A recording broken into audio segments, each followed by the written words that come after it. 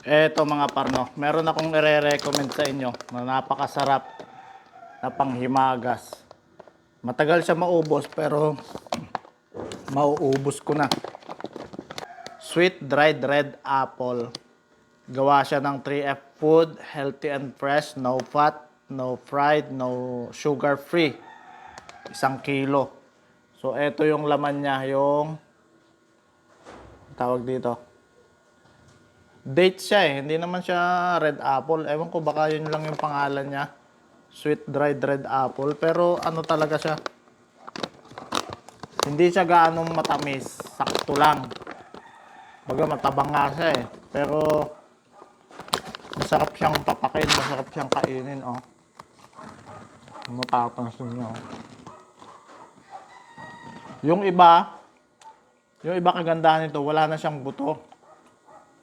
Yung iba, pangilan-ngilan, merong buto Pero napakasarap. No.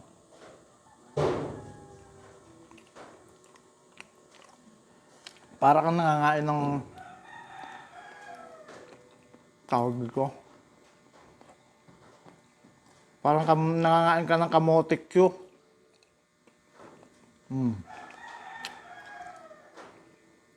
Sarap.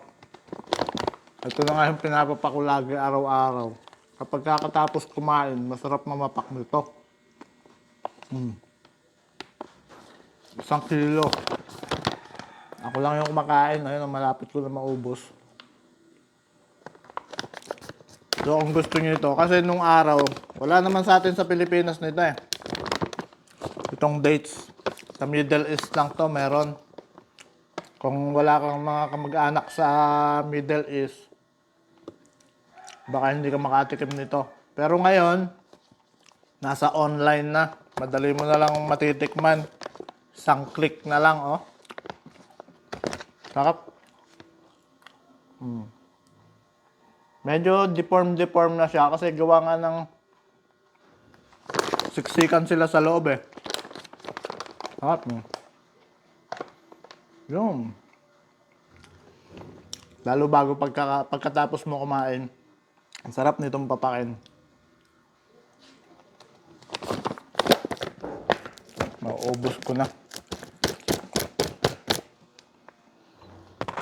Yun lang. Ito mga paro.